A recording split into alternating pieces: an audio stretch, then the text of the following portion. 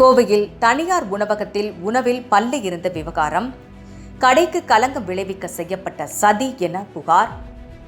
கோவை ஆர்எஸ்புரம் அருகே இயங்கி வரும் தனியார் உணவகத்தில் நேற்று முன்தினம் பல்லு இருந்ததாக வீடியோ காட்சிகள் வெளியான விவகாரம் தொடர்பாக கடையின் உரிமையாளர் உமாபதி மாநகர காவல் ஆணையர் அலுவலகத்தில் விசாரணை நடத்த வேண்டும் என மனு அளித்தார். அதில் அவர் உணவில் இருந்த பல்லி வேண்டுமென்றே திட்டமிட்டு உணவில் போட்டிருப்பதாகவும் கடையின் பெயருக்கும் என் பெயருக்கும் களங்கம் விளைவிப்பதற்காக செய்ததாக தோன்றுகிறது என்று குறிப்பிட்டுள்ளார். நேற்று தான் சார் எனக்கு இந்த ஆடியோ வந்தது. முந்தா நேற்று நீங்கள் யாரும் 2-3 பேர் வந்தாங்க சார். நான் அவங்கள்ட்ட எல்லாம் சொன்னேன், சார் எனக்கு என்ன இன்சிடென்ட் தெரியல, தெரியாமல் நான் ஒரு வார்த்தை கூட பேச மாட்டேன். ஏன்னா என் மேலே தப்பு இருக்கா, ஏன்னா பள்ளி வந்து ஃப்ரெஷ்ஷாக இருக்குது.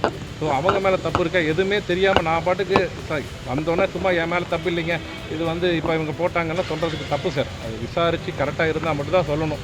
ஏன்னா இன்றைக்கெல்லாம் ஈஸியாக கண்டுபிடிச்சிடலாம், இதெல்லாம் மறைக்கக்கூடிய விஷயமே இல்லை. பட் கரெக்டு இது நடந்தது, அது எல்லாமே எங்கள் அன்ஃபார்ச்சுனேட்லி சிசிடிவி கேமராவில் எல்லாமே ரெக்கார்ட் ஆகிடுச்சு.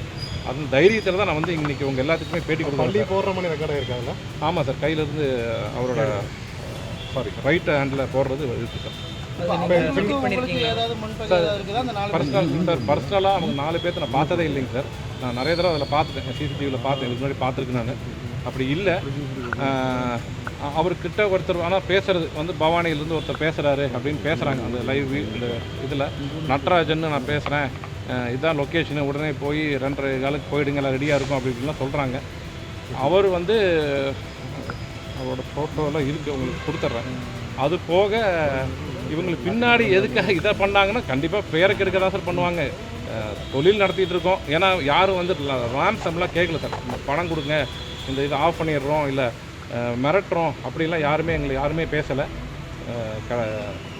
எல்லா டிவிலையும் எல்லா சோஷியல் மீடியா நேற்று ஆக்சுவலி ஒரு டிவி இது எஃப்எம்மில் கூட பேசிகிட்டு இருந்தாங்க நம்மளை ஹோட்டல் பற்றி.